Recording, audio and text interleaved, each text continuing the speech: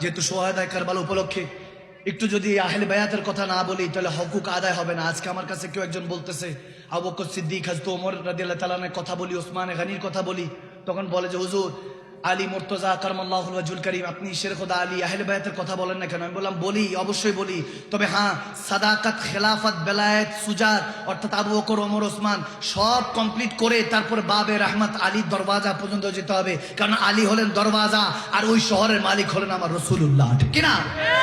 আমি জন্য বললাম আলী পর্যন্ত পৌঁছাবার আগে আবু বকর থেকে সত্যতা শিখে নাও, ওমর থেকে আদালত খেলাফত শিখে নাও, ওসমান থেকে আদব সুজাত শিখে নাও, এরপর আলীর কাছে যাও, দরজা খুলে দিবে, রহমাতুল্লিল আলামিন শহরে অপেক্ষা করছে তোমার জন্য, ঠিক কি না?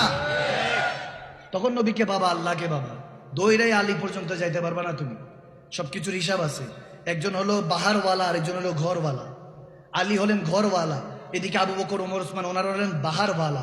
বাহারওয়ালা থেকে শিখতে হবে কিভাবে ঘরওয়ালা পর্যন্ত পৌঁছানো যায়, এরপরে আলী থেকে শিখতে হবে কিভাবে রসুলকে রাজি করা যায়, এরপরে রসুল থেকে শিখতে হবে কিভাবে আল্লাহকে পাওয়া যায়, ঠিক না?